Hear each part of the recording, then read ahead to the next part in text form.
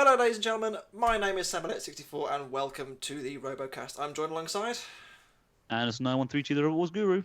and Steve's busy. We are joined this week by a guest from from one of the teams on the sixth episode of the 2019 BattleBots season. Introduce yourself, sir.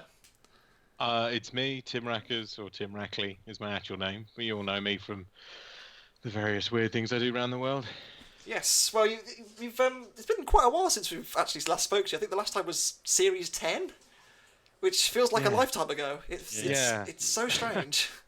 He was talking about violently squirting around the arena or something along those lines. Oh yeah, that was the hand drone episode, wasn't it? Yes.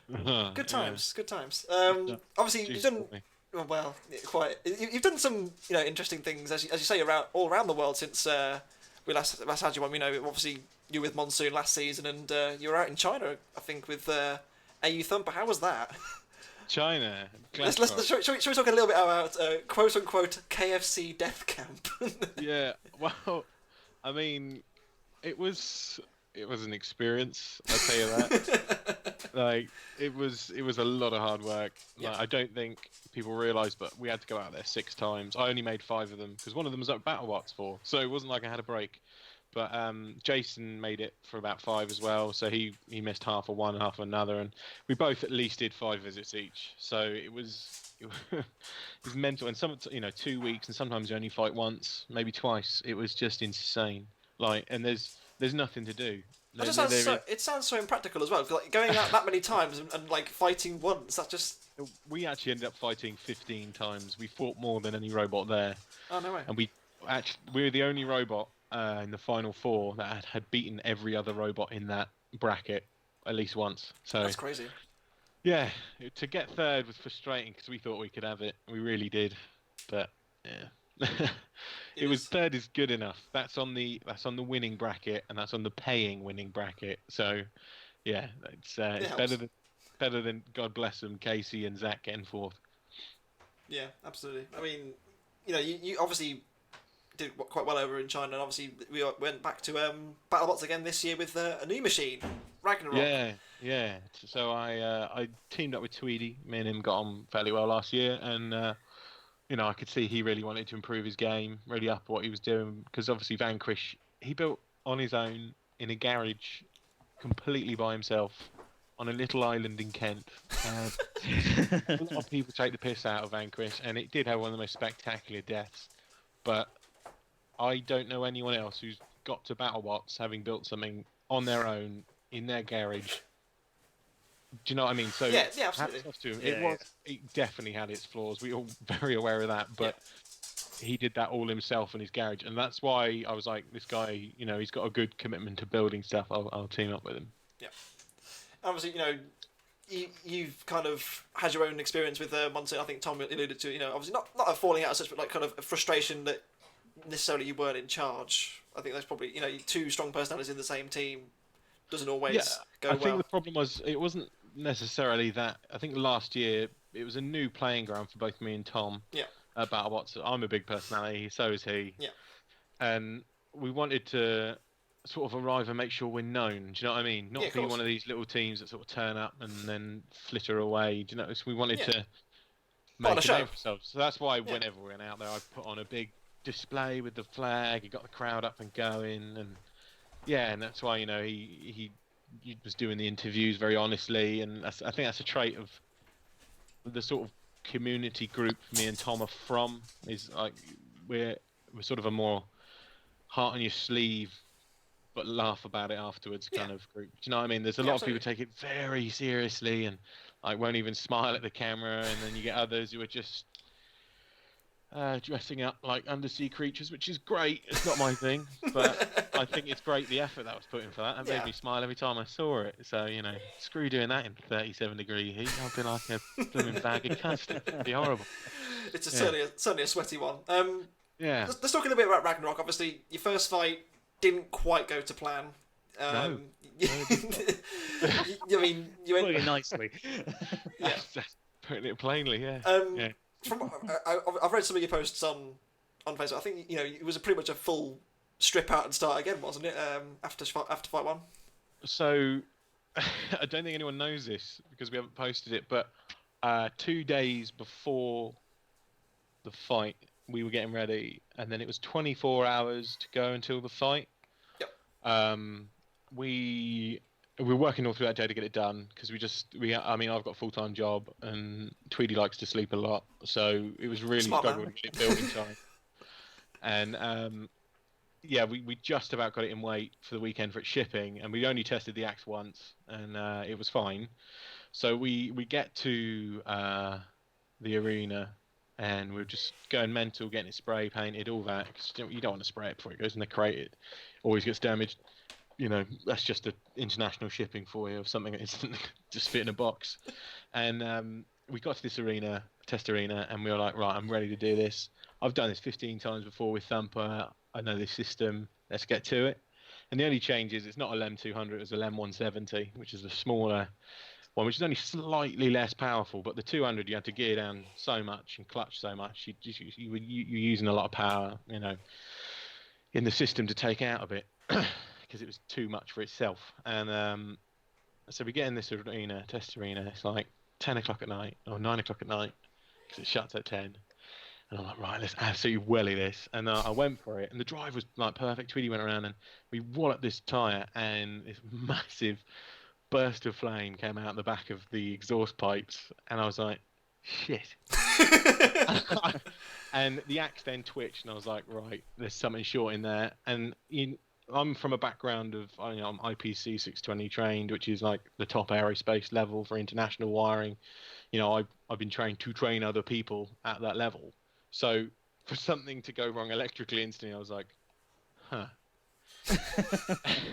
What had happened was the LEMs we had bought had been, as you know, with a LEM, unless you are someone who's got your own workshop and company, you're not going to be able to afford a brand new one.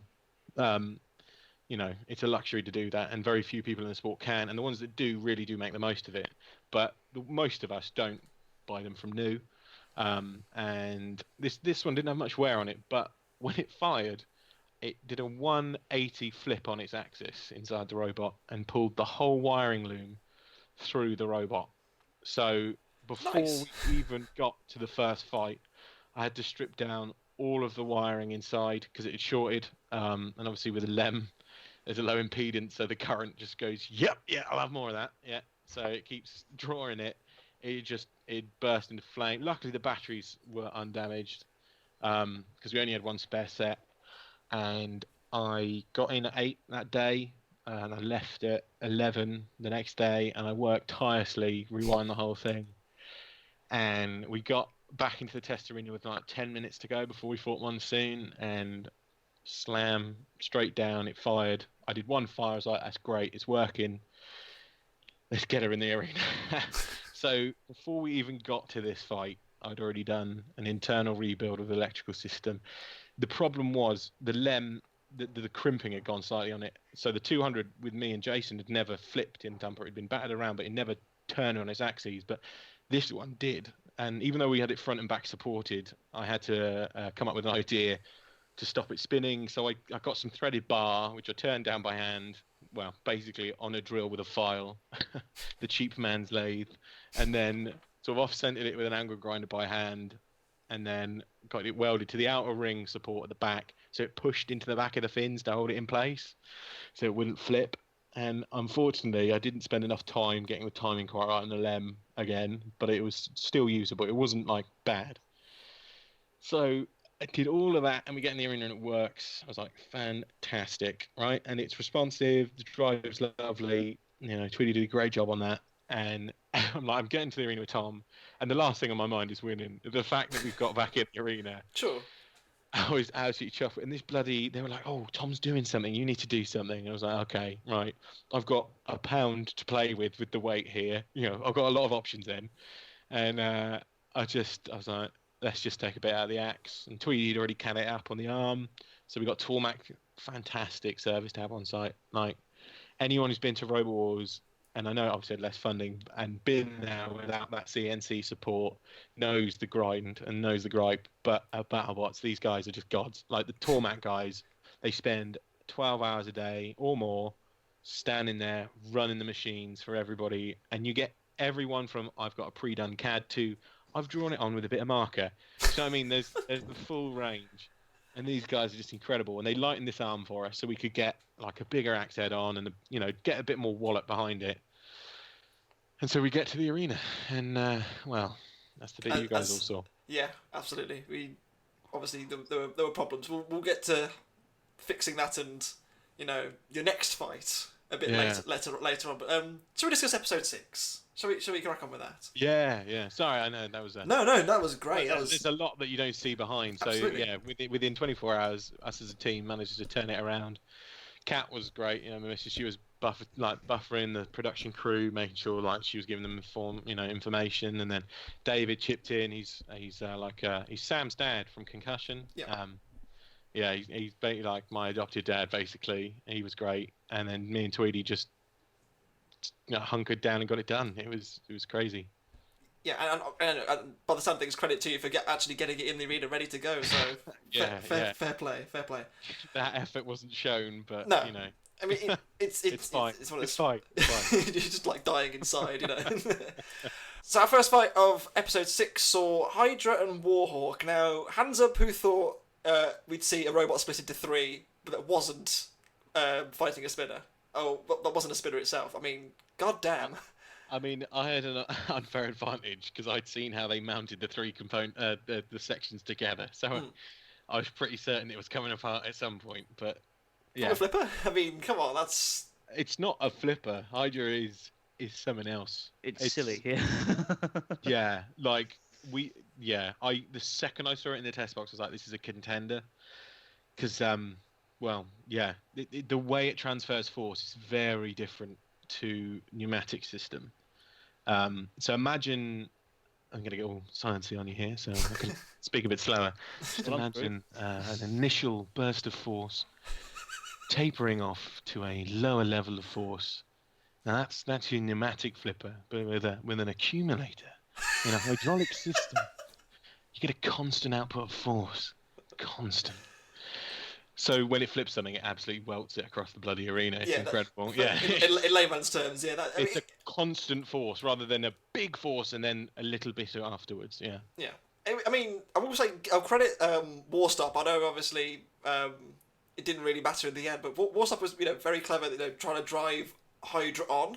I thought that was quite good tactics. Trying to force them into the actual weapon of Warhawk, which did cause some damage. Which is it's a nasty weapon. Yeah. Yeah, it's very impressive. A lot of people are going to come away from this one thinking, Warhawk was owned. And to be fair, it was a very convincing win from Hydra. I'm not going to say it wasn't, but you can't rule out Warhawk. It did put up a good fight, and it did. It's not like he just got owned straight away and that was it. It got in some good hits. Was able to get underneath Hydra a few times, which is pretty impressive. And it was for as long. Okay, it was quite a short battle, but it was a good one nonetheless. Oh, very entertaining. Yeah. Yeah, I mean, you can't say a robot splitting into pieces isn't great.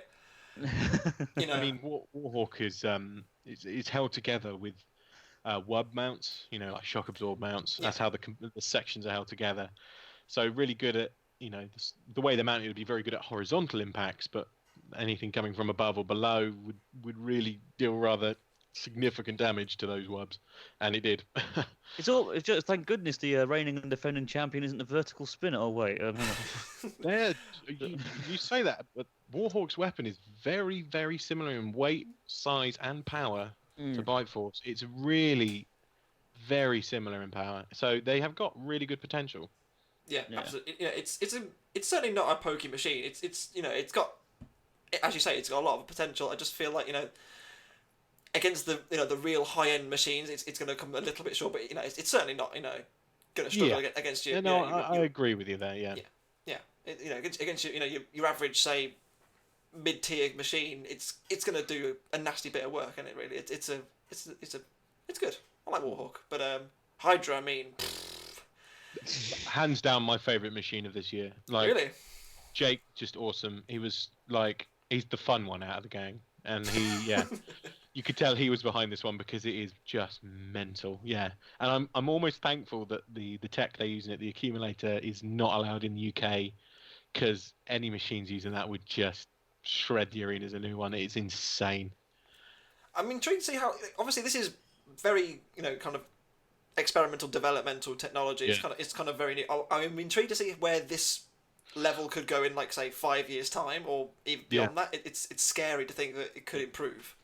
Yeah, it's interesting to think that we thought that we'd seen all there was to see, and yet they're still finding new ways to take the meta and raise it. That's exactly why it's the best machine there this year, in my opinion. Yeah. I mean, fair play though. I mean, I would never have even dreamed of seeing the. I mean, I thought the flip. I thought that was it. I thought the flippers were done. That was it. That was what we're going to have for the rest of the time. And then this happened. Yeah. And it's like, okay, then, well, I'll just go bugger off. Yeah. But like, for me, it was nearly on par. You know when you watch the old series and you saw this creature with a beak come out, and it looked gorgeous and it performed really well. Yeah.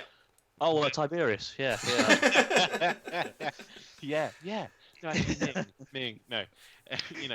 Right. And it's that sort of, that's a game changer. It's not a new Razor. I'm not saying that by any means, but this machine, when I saw it, I was like, because I'd done a little background on them and had a look at it, I was like, these boys have done something pretty special here. And yet it's a bit lumpy on its drive, and the paint scheme was, Aquaman's couch, but hey, I like that look. I think it looks yeah, no, it's an incredible machine, and it's all tie as well, the armor. It's very nicely.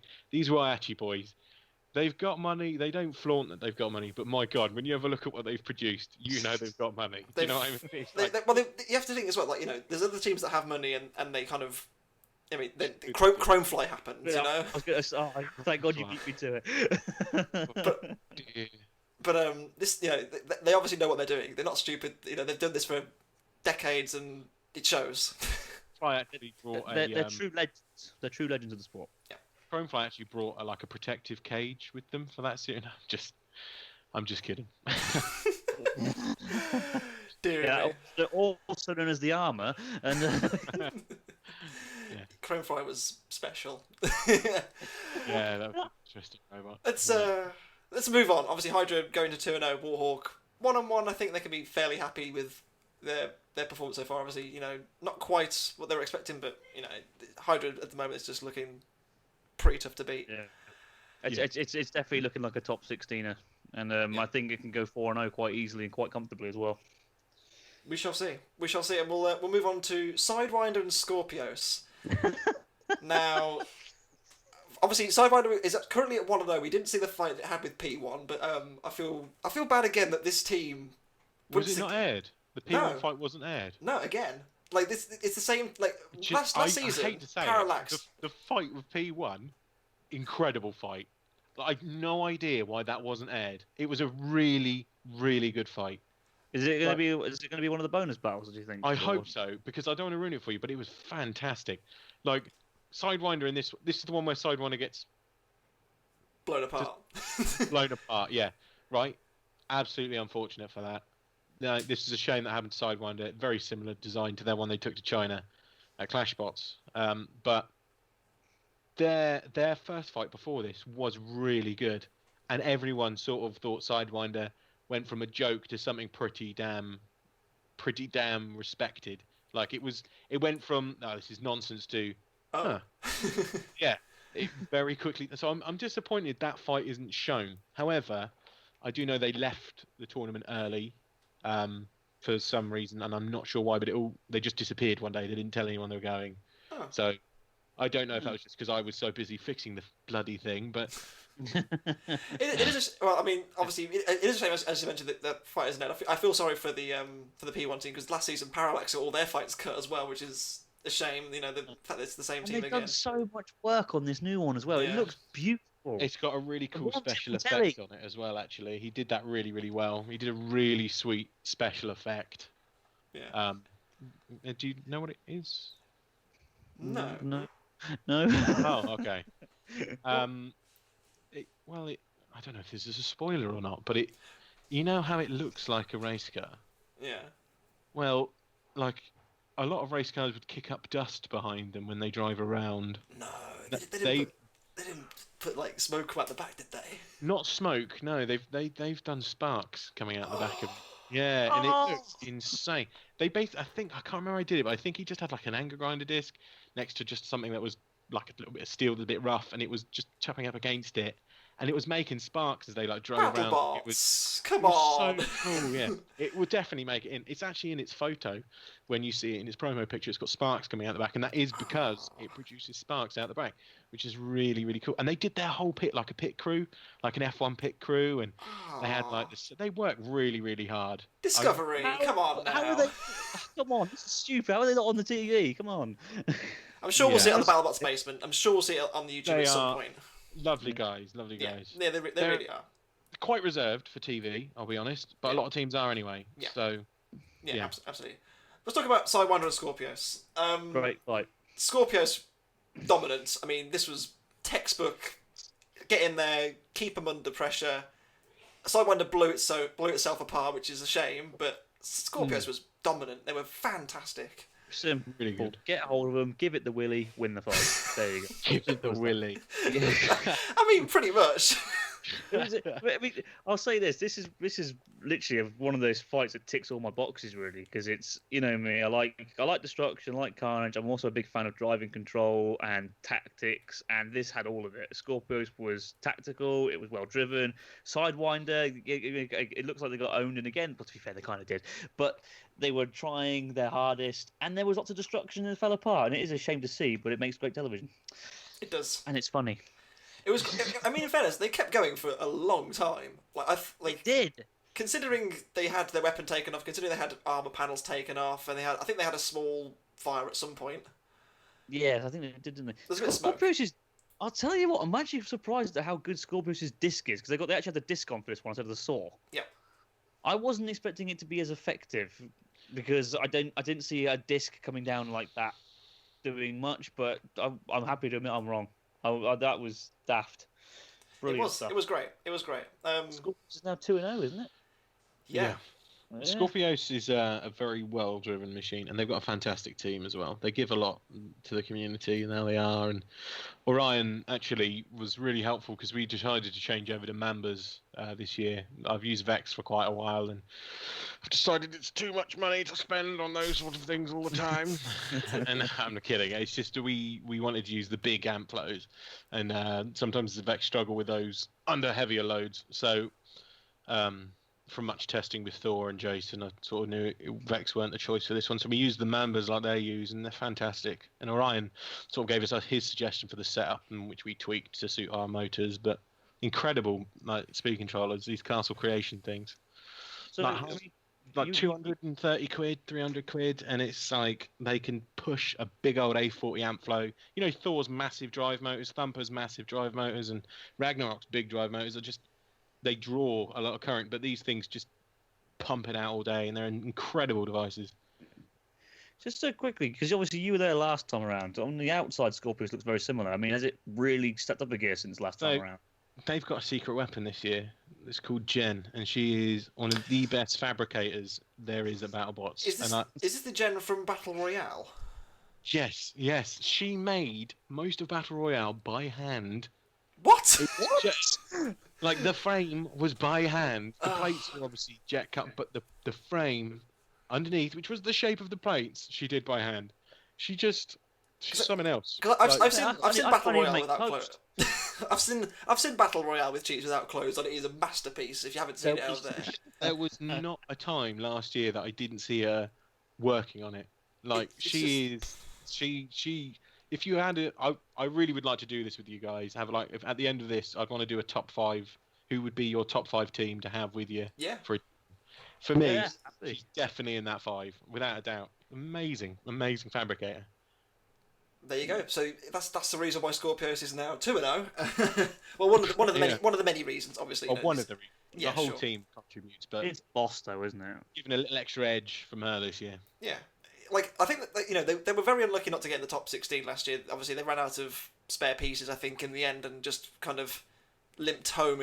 Unfortunately, to end up not in the top 16. But I seriously think, I'm glad I put it in my, my guesses really, because this thing is just, it's just so good. Like, yeah, it's a great bot, great team, great spirit, really good combination.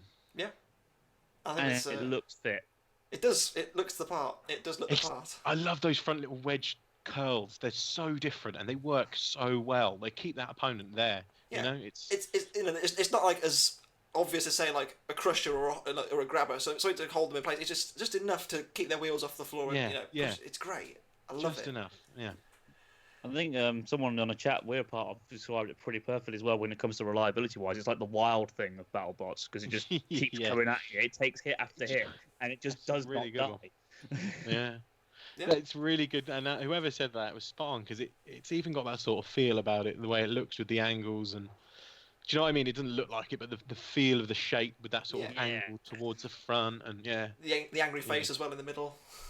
Yeah, that's true. And a lovely middle-aged dad driving it. There we go. So, it was Alex the Hunted, by the way. Shout out to him. Okay, yeah. So, Tim, I suppose we must discuss. No, that's fine. This next one's free shipping, isn't it? Yeah. No. There's no avoiding it. The next fight is, in all fairness. Oh, that's I'm sorry. I mean, it wasn't a fight, was it? Really? I mean. So obviously, like hitting a deer with your bloody car.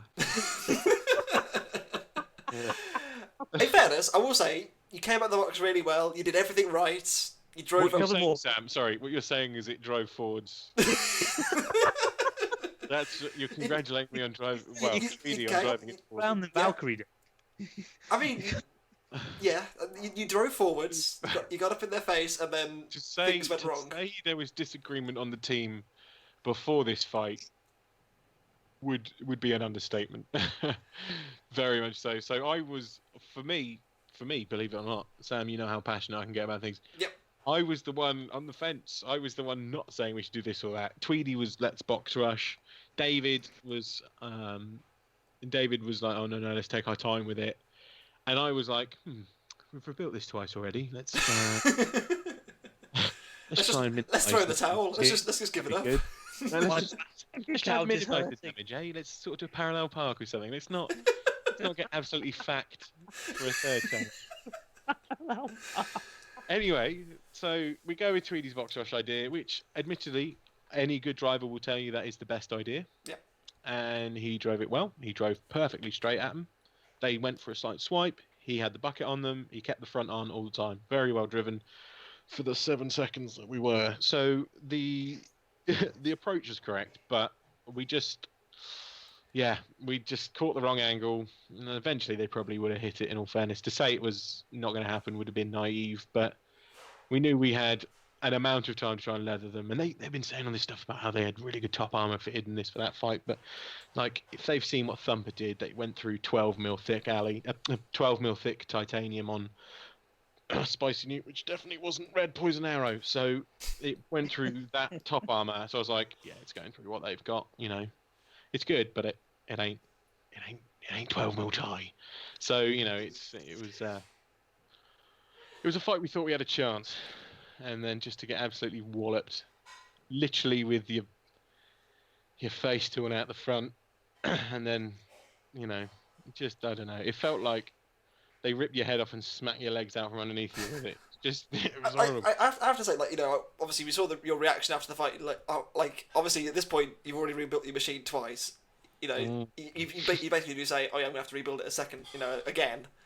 Yeah. I'm just crushed for you. I mean, it's Mate, just you've seen me with concussion. You've seen me with Monsoon last year. You've seen. If there's anybody who's willing to repair a machine to get it fixed and working again, it's me. Yeah. And I have to say, I'm a massive advocate for having one machine and working on one machine. Yeah. Not having a spare next to it that you can just throw in, because I feel like the tournament is a machine. You can have as many spares as you like, parts and buckets and wheels and motors and all of that. That makes sense. But to have a whole new other machine, I think it's a bit too much. I'm never going to do it. This is where I do it next year. No, but I never want to, because I'm one of these people that likes to repair, fix, come back, keep. You know what I mean. Like, yeah, of course. I mean, you could literally argue that it's technically not the same robot by the end of it in some cases, and therefore, I mean, is that really fair? Like, it's one of those. That's what I do it. Don Hudson's awesome and great guy. I had a good laugh with him this year, but he did have like a previous season's lockjaw there just in case. So it was like, oh, that's really not the same machine. But yeah, whether they would have let him run it or not, I don't know. I have to say, I think a lot of people aren't talking about Valkyrie that much. I think they should be because it's clearly got a lot of firepower. Oh, it's an immense amount of power. They run a LEM at the recommended voltage. Nobody does that. Nobody runs a LEM at 80 volts. That's a mental thing to do. But they do, and it seems to work. It definitely seems to work. It's bloody hard. We love mental on this podcast. Yeah. More power to them, that's what I say. Yeah. Valkyrie's becoming one of my favourite BattleBots at the moment, by the way, because I love its design, and they seem to have tweaked it a little bit more this time around to make it that little bit more effective. I mean, at the start of the last season, they didn't, obviously there was a lot of, it was a new robot that had to bed in a lot of, new technology and, making sure it was all ready to go. And, they, at the start, they kind of showed that, that it was a brand new robot straight out of the box and it wasn't quite firing on all cylinders. I still think it's not at full strength, but I think it's getting there. It's a contender. It's one of those robots that you... When you're sitting on those couches and Aaron's shouting out the drawers, it's one of those robots you think, really rather not fight it, because even if it doesn't wipe you out or take you out, it's going to do some horrible damage somewhere. Like undercutters are just assholes. if the robot was alive, it would be an asshole. Do you know what I mean? Technical term there, guys. The nature of the weapon is just, you know what I mean. It's the nature of that kind of weapon. It's not the person. I'm not in any way putting people or robots down, but it's the nature of that weapon. It's designed to be an unpleasant outcome. Take wheels out, skim underneath where the soft belly is. You know what I mean? It's designed to be a pain where most of the motors are mounted to as well, I suppose. Yeah, or at least the supports. It's definitely a machine that I think a lot of people aren't giving the credit that it deserves, and I think maybe, I know, I'm hoping as the season goes on we'll see a lot more from Valkyrie. That's the main thing. Yeah. And for yourself, I mean, there's no disgrace losing to them, but it's just I feel bad that you have to go back and rebuild Ragnarok again. Don't worry, it's getting to be a reoccurring theme. We're going to have a tally this season. We're going to have a tally of how many times Tim has to rebuild Ragnarok. Or take a... tell you what, anyone out there, take a drink. Don't say that. No, take a drink. If you take a shot, you'll be dead by the end of it. Don't be having spirits, All I'll warn you is don't be having spirits. Okay. Dearie me. Shall we move on to some pretty amazing fights? Because I think the next two in particular are special. They're really good. Smack ass. Yeah. Free shipping in Yeti, first of all. Oh, it's just, Are you okay there, Anderson? It's just so good, man. It's so good. It was spectacular. I mean, free shipping always delivers. Let's be real here. Every fight it's in, it just seems to. Well, it would. It's it's a. Yeah. Okay. I just realised the. Oh dear. Accidental pun I put out there. That's great. And Yeti. Yeti is just crazy, and like every time it's in the arena as well, it just kind of bounces around and just flails about and does general destruction things. This is just the perfect fight, surely. It is. It ticks all the boxes. It's got lots of damage and chaos in it. It's also got lots of great control, driving abilities, tactics, aggression. Fire, of course. Everyone loves fire. Robot Wars producers certainly did, didn't they? It's one of those. Literally, again, perfect. Almost, pretty much, you can pretty much say it is a perfect battle. It's fantastic. Two brilliant, crazy, silly, daft roboteers, and their robots, of course, which are just silly and daft and crazy, giving it their all, trying different tactics, different approaches. It went the distance. Oh, brilliant! In fact, you know what? I actually, when watching this, I actually had to stop it, rewind it, and watch it again before continuing to watch the rest of the episode because it was just that good. I've got to say. And I know it's not an unpopular opinion. I'm not wildly fond of Yeti. Really? It's a great machine, and the guys are great, but I don't know. It just seems doesn't do it for you. Yeah, I don't know. It just seems like a very large piece of metal on a box with annoying little feet at the front. It's like, I know, a very good, very strong machine, and I've never seen someone weld aluminium as good as these guys do.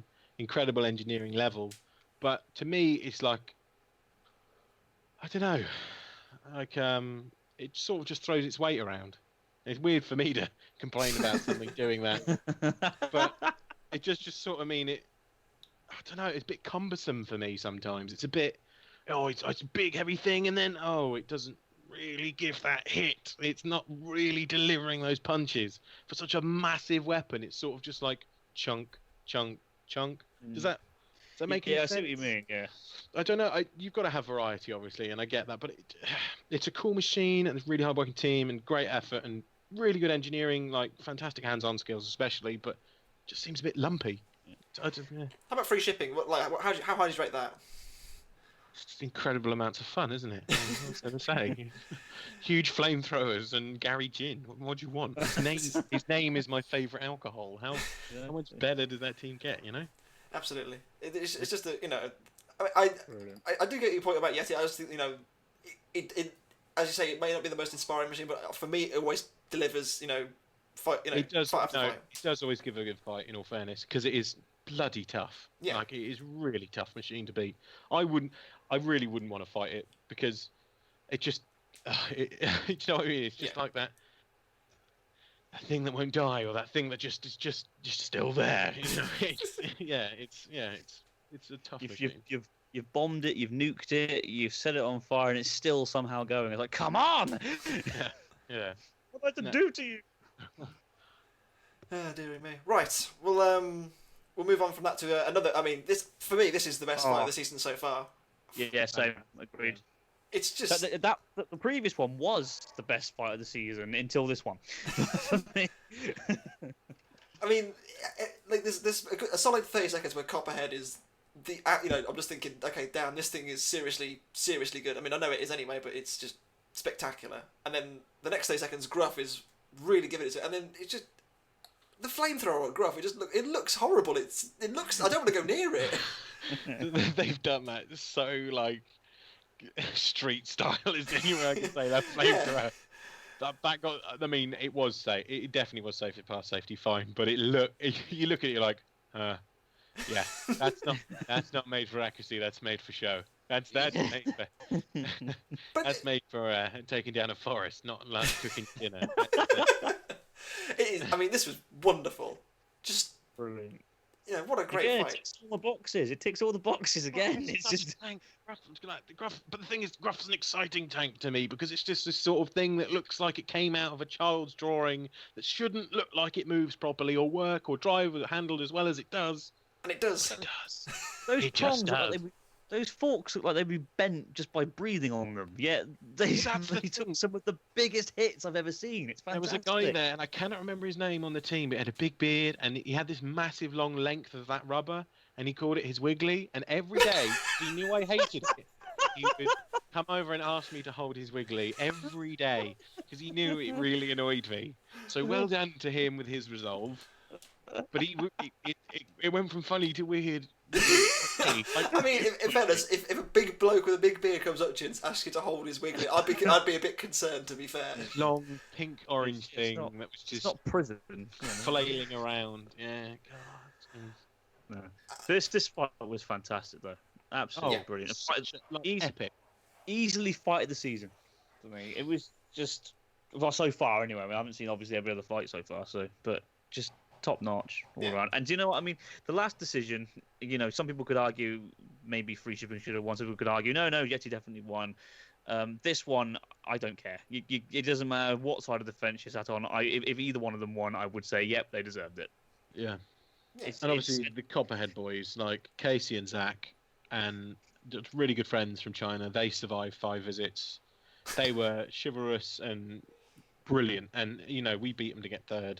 Which, like, after all that effort and not come in the top 3, must be horrible because they got awarded a miniature figure of one of the celebrities. Oh, good. So just in case you don't forget us. Yeah, so it's bless them. They're just such nice guys and an absolute delight in the pits. So axe backwards, Kurt was next to them in the pits. And he had this huge, big ensemble. Like he put up a gig for himself. Kurt doesn't do things small. Like he likes the show. He likes the lights. He likes the glass. That's why he's got like bright green. He's a nice guy, but he's got this big sort of I'm here sort of thing. He sort of gives off that nature. But next to them were Casey and Zach. They turned up with a slow cooker, which then turned into a dining table, and then they got some sofas, some lamps, and turned it into like a lounge. They had a lounge in their pit area, which was next to this huge stage, and it was just incredible. They turned it into this very sort of, avant-garde, sort of very regal almost lounge. Yeah, it was great humour. Yeah, I think, their first draw against Skorpios was very unlucky. Again, they came up against a high-end machine very early on. Yeah. And I think from what I remember, they had a lot of teething issues with their own drum and things like that. Mm. And in this fight, yeah, and they're fighting Gruff as well. Tough opponents to beat, and I think they can take this as a very, very happy win because Gruff is not a slouch. He's not a slouch. And it is built, isn't it? I mean, that thing is solid. A lot of people don't realise these guys have got a lot of robot fighting experience. Yeah, that team. They've been around for a long time fighting robots in America. They know what they're doing. Yeah, absolutely. And I think they're certainly going to be ones to watch later on. I think Copperhead will certainly take that scalp as a very, very favourable one going forward. Yeah. I suppose we must come to your former teammates, I suppose, Tim, and their fight against Hypershock. Monsoon, Hypershock, seemingly, touch wood, everything else, tuned in and ready to go, because it just looks the part now. This year it is terrifying. Sort of... Ellis in Robot Wars had that sort of, he's trying something a bit different, there's a bit of charm when it doesn't work. Yeah. This is that, but grown up with Hypershock this time. It's all brushless, it's really tuned in, really aggressive, but they've still got that sort of, won't it work? But it really does. Big time it does. It is a terrifying machine, and it is so fast. I've never seen it. I mean, obviously we talked about the box rush it had on Valkyrie in the first episode, where it just shot across the arena like it was nothing. A second, it was already there. Yeah, but mental speed. It was just on top of Monsoon, from the word go. It was. Yeah. I want to say I'm really happy for Will because he's put a lot of hard work in it. The robot hasn't exactly performed the way he wanted it to over the last 3 seasons, and last season especially. Yeah. They had it rough. So I'm really happy for him that he's finally got it working the way he wants it to now, and it's finally paid off for him. Listen, he deserves that at least. So fair play to him. Yeah, it's come back around for him. He saw season 1. Okay, there was potential there, but he knew the reliability wasn't quite right. Season 2, a bit better. Again, didn't quite happen for him in the end. Season 3 took a massive step and didn't have time to dial it in. Yeah, exactly. It's I think what you said there is it's very much the the magnetar of BattleBots. It's when it is going to work, it's going to give you hell, but it's just getting there, and I think they've got there. Yeah, that's just Ellis now. Obviously Ellis has dialed everything in nowadays. He's a master of the brushless world. Yeah. But it felt like if Ellis had another series of Robot Wars. Yeah, he would have won. Maybe. Yeah. You'd have to go through me first. Come on, I'm right here. Literally right here. Concussion would have won, obviously, but Magnetar a close second. Decision, first fight. Well, everyone else go home. They won. Yeah. I'll come to you. Who would have rumbled all the Roboteers? You can F off with that shite, mate. You can. I can't remember. There was a post somewhere, and I remember someone posted a gif of nuts spinning round, and then you just replied to them, just fuck off. I can't remember who it was. It's like going into a wrestling ring and losing to Barney the dinosaur. You lost to Sushi. Barney's got a 4-inch shiv under his glove. That is specifically the right height and size just to get you right in the ribs, just right in the ribs. And you lose to a toy dinosaur. So. I personally think you lost to 2 invisible pieces of plastic myself, but mate, it's a 110 kilo robot. A 2 bit thick of polycarbonate ain't stopping that momentum. It was the fact that they dislodged the wheel again. So it was, it was Rory's and Alex's and Chris's, unfortunately, spot on height of weapon, impact, and everything. The perfect storm. Yeah. It's like Bombshell and Cobalt in season 2 of BattleBots as well, isn't it? That was literally the right height. That was amazing. Bombshell was so inspiring, that series. Such a good machine, that series. Yeah, it really was. I'm going to come back to this fight quickly. Obviously, Monsoon does take a loss. I'm not I think that again, considering Hypershock is now 2-0 against two very decent machines, I think again looking very solid for a top 16 place. Easily, yeah. Yeah. Tough. Monsoon again. I think it's a decent loss. I think realistically, if you're going to lose to someone who's on the up, and kind of hopefully in the next fight try and recover that. But we'll obviously get to see that later on in the season. This day at BattleBots, mine and Tom's fight happened together. So this first fight me and Tom had, we were all a bit amping it up, and production obviously give you a bit of egg on, and and give it the beating sort of thing. Yeah, and it was all a bit much tension. Then after the fight, we were a lot more relaxed and stuff, and we sort of had this day was the day that me and Tom really had a good chat. Like at the end of the day, I could see he was mortified with what happened in Monsoon. The pivot bolts broke. They did some weight lightning, and they decided to use circlips on the pivot bolts instead of nuts, and they gave way from Hypershock, and it did a vanquish and split in half. And you could see that Tom had really worked hard. Rory and Sav and Sarah had all worked really hard on this. Sarah, there wasn't a second she wasn't doing something. She was running around, organising stuff, getting stuff. She knew everything was. She was amazing. And then Sav had been working on the frame while we were there, and Tom and Rory were working really hard on it. And I saw a side to Tom that day that made me respect him a lot more as a builder. And I mean, I hate to say this, but Rory's always done it. I knew Rory's always got that in him, sort of thing. You sort of expect that of Rory. If you see Rory not working on a robot, there's something wrong. And there's something about seeing Tom do that, and he just we both sort of felt very vulnerable that day, and we had a hug. We hugged at the end of that day because it was a bit much, to both have really painful losses it takes a lot out of you. You don't realise. I know I've played the big guy and play the tough guy, but it really does take something out of you going all that way to get battered together on the same day. It's hard work, isn't it? Ultimately, one, yeah. Obviously you've known each other a long time at this point. You've been through it all. You've been through Robot Wars. You've been through BattleBots together, and obviously it's kind of now it's come to a point where last year you had such a great run. Obviously you won that you won the Giant Bolt with the Founders Award as well, and this year awesome. just isn't quite going to plan. Yeah, I mean he had a tough start with this. This is a really tough fight for him, Hypershock. So yeah, and they put monumental amounts of effort into Monsoon this year. The whole new drive, brushless drive. Their brushless drive was working really well as well. So fair play to them. But Hypershock, it's got the big dollars behind it, and they've had a few more series, and they got it. But they have put the effort in big time as well to get it working. So a lot of people seem to forget the human side of robot combat. Yeah, they do. Because at the end of the day, there are people there. They are real human beings. They're not actual robots themselves. I mean, I even made a cheeky video on it. Cheeky plug. No. But in all honesty, I do.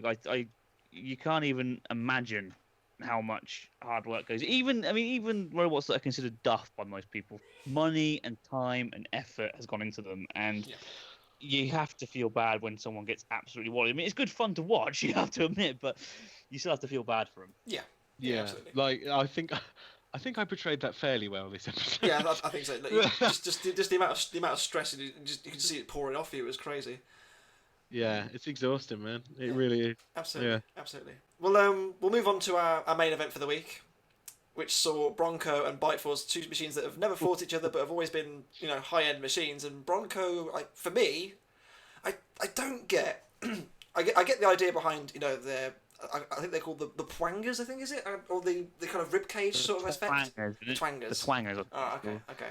I get the idea behind it. Hysterically, when I first heard that name, it was hilarious. Isn't that like the knitted creatures who live on the moon, isn't it? The Clangers. Yeah.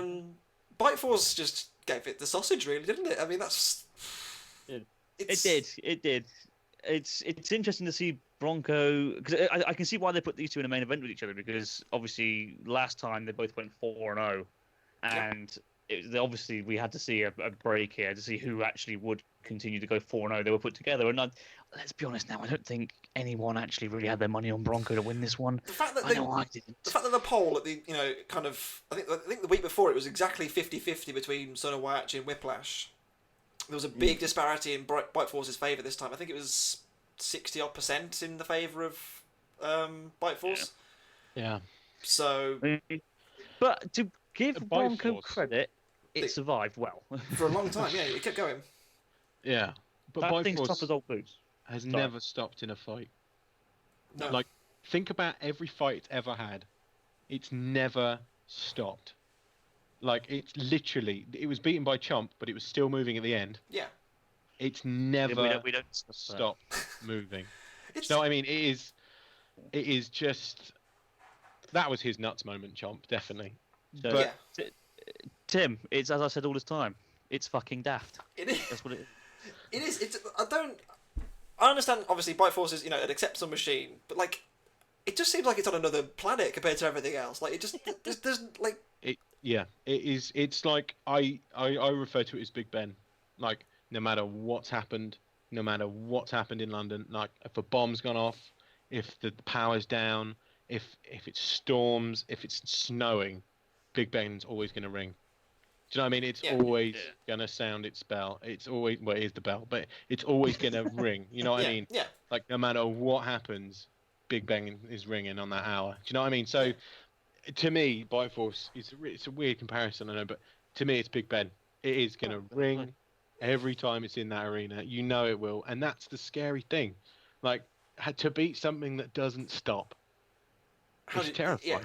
Trying to work out how to do it, it's just kind of a nightmare. But the mad thing about it is, you take any of its stats, any single one of its individual stats, none of them are standout. There's nothing specific that stands out on its features. Its drive is relatively average. Its weapon is powered by one more motor than Concussions was, right? It's got one more of that series than Concussions Mark II's had, right? It's not a huge amount of power. It's not this ridiculous huge brushless that's come from space and 30,000 scientists have had to plug their brains into it to get it to turn on. It's this brushed machine that is made very carefully, run by a very tight team and intelligent people, and it very much shows. It's not trying to recreate the wheel. It's trying to say, yeah, I know I'm a petrol car.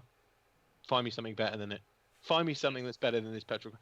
You know, because all of that modern technology is great, but still in the teething stages. And a petrol car, you know, is going to be working. It's going to be there at the end of the day, and it's going to get you to that finish. And Bite Force is this just incredible, refined robot. Do you know what I mean? It's there's nothing on it that isn't thought about properly and done properly on it, and it shows. That's why it wins.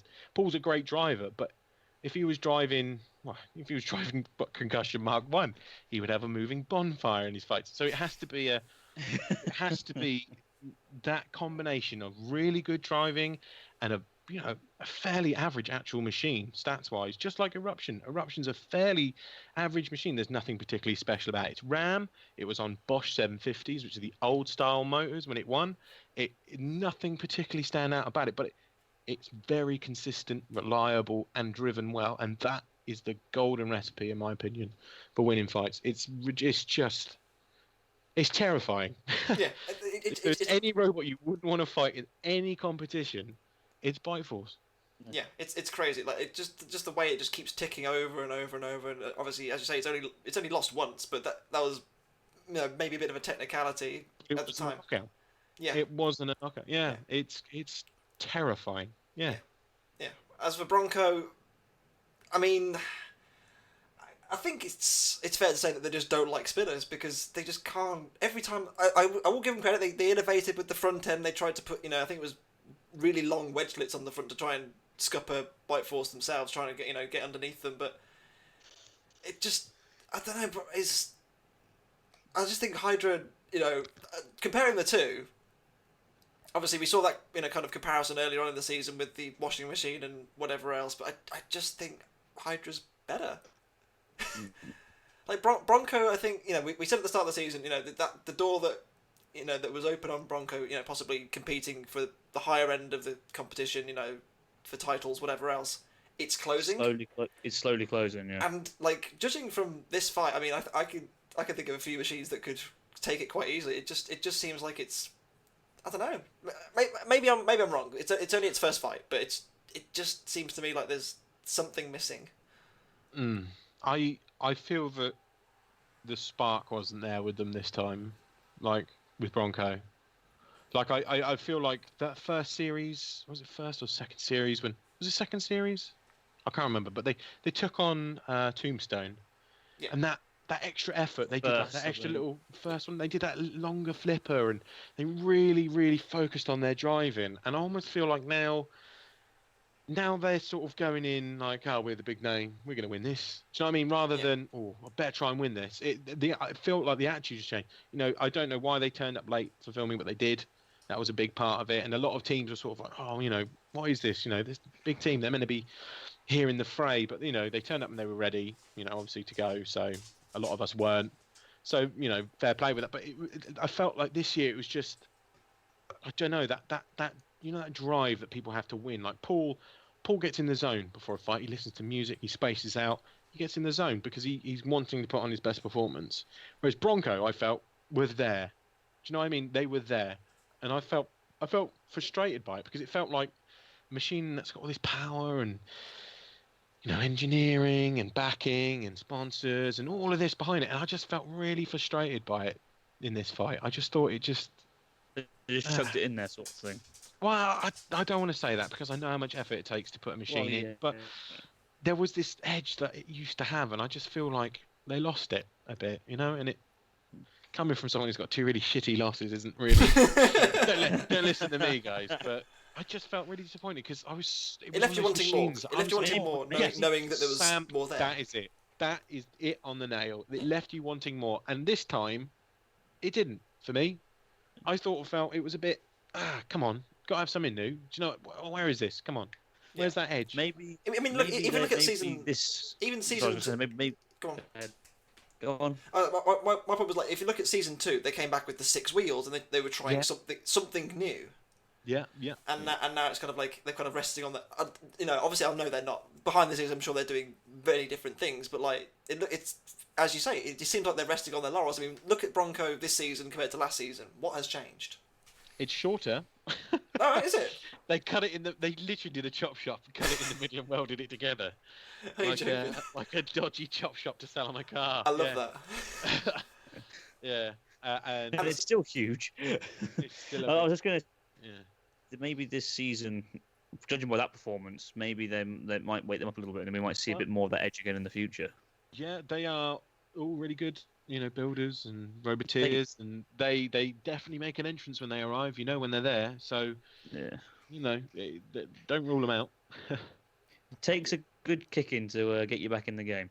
Yeah, you know, you have to reach rock bottom before you realise what's wrong. Sometimes, maybe this is their moment. Who knows? But obviously, there's a long way to go for them. They've still got another 3 fights. I'm sure we'll catch up with Bronco later on this season, which I think brings us to the end of episode 6. But we have one more fight to talk about. There's one more fight to come. You know, Jerome and the Petunia boys. Yes. Yeah. Jerome, absolutely one of my favourite people. Like, hands down, one of my absolute favourite people. He's as funny as he is kind, and he's got this. He's just an absolute legend. Yeah. Like, anyone you know who knows him likes him. I don't know anyone who doesn't like Jerome. Seriously, everyone does. Yeah. Even the grumpy ones like Jerome. Jerome likes himself. Yeah. Before we get on to obviously that fight, I think that's coming in like 2 weeks because of Science Channel's weird schedule. We do have another fight from 2 weeks ago itself. In fact, we have the Foxtrot fight. Oh yeah, that one. Yeah, I mean, I felt Death Roll. I'll be honest, I completely forgot to watch these 2 fights. In fairness, the Death Roll fight, it was interesting in the fact that Foxtrot wasn't the one that stopped working first. I thought, hello, there's a bit of a shocker going on here. The fact that Death Roll, had a bit of a wobble, but in the end, I mean, I have to say, in Craig and Chris's defence, like, Craig and Chris are 2 of my closest friends, and there were 2 people that just on that first series just took us under their wing, and it's true. They have a thing called the Danby luck, because I know for a fact Craig had spent months working on this and worked his ass off for this machine. And Chris, despite being across the pond from him now, also put in a huge effort. And for them to have this issue, like, everything was working on it, and it was a tiny issue that stopped them. I can't remember what it was, but it was something that they hadn't built. It was something they'd bought and put in. It was a bought component, and the pain of being let down by something like that is just devastating. Like, he honestly, and I know people joke about him, and I know they're the real raw end of a lot of jokes, but the effort they put in this season was monumental to get there, and they were off their own back to be there this time. They weren't. Yeah, they sort of had to go through their own sort of sponsors and funding a lot of the time to be there this time, and yeah, it's a real shame for them, because going up against Death Roll, a tank like that little Fox box should take it, but they really got hit with the Danby luck. It is definitely a thing. It's a curse. It's got to be. Honestly, I feel for them. Yeah. Big time. As you say, it was the first hit. It took very solidly, and it was just happily driving around. But in fact, I think Craig was the first person tech checked. I think Foxbox was the first robot tech check this season. I'm almost certain of it. That's how together it was this season. Yeah. I'm almost certain he was the first one through tech check. Yeah. That's crazy. I guarantee someone will go, oh no, actually, it was. But no, from actually being there, guys. Believe it or not, being there, seeing things with your own eyes. I'm pretty sure it was Craig that was first through, and I was really proud for him, because I was like, yes, the boys got it this year. The boys got it, and unfortunately, he met. Well, in fairness, a terrifying Australian robot. Yeah, I mean, it's a kind of an unlucky draw to get, really. I mean, considering, Predator's season last season, you kind of think, okay, they're not going to get someone too strenuous first up, and they end up getting Death Roll, who's walked away beating Endgame fairly easily. That's my favourite fight, was the Endgame. Oh, so far, it was pretty epic. That was my Death Roll Endgame. That was just a silly fight, wasn't it? It's great fun. Stupid, yeah. They put the roll in Death Roll, though, definitely. They really did. Oh, the thing is, they've got that machine down to a T. That weapon is so well designed to put just the right amount of force in without taking too much in your own frame. He really that's bang on, that weapon design. They've really, really got clean and tidy, which isn't necessarily the hardest job in the world, but to fine tune one it is. Yeah, and obviously they're now at 2-0 as well, so they'll be sniffing on the door of a top 16 place, I'm sure. Well, 2-0 is a good place to be. Yes. Not 0-2. There's still time. You never know. There's still time. Yeah, there is. There's always time. There's always potentially another way of getting in as well. So. Wink, wink. Yeah. We'll see. Potentially another way of getting in. I must go find my light American lager with lime and tequila flavouring. Yes. Dear me. Maybe we'll see a bit more of Ragnarok later on this season. Wink. Potentially. If I can be bothered to rebuild the bloody thing for a third time. I've only had 2 such fights and it's 3 rebuilds. But yes, goddamn. Hopefully you will. Hopefully you will. Hopefully we will. And I may indulge in some light Mexican lager. Tequila flavour. Dear me. With that said, I think that pretty much brings us to a wrap, really. Tim, for today. It's been an absolute pleasure having you, my dude. You've been an absolute star. Always good having him on. Thank you. Yeah, no worries. Hopefully we'll see you later on this season. But with that said, I've been Sam at 64. I've been Anderson. I wanted to know what was Guru. And I've been me. And we'll see, well, at least me and Anderson will see you next week for the 7th episode of BattleBots 2019. We'll see you then. Bye-bye. Steve might turn up as well. he might. We'll see. If not, he just doesn't like me. He just doesn't like me. I get it. It's fine. We'll sub Tim in if he doesn't come. How about that? I'm fine with that. Take care, guys.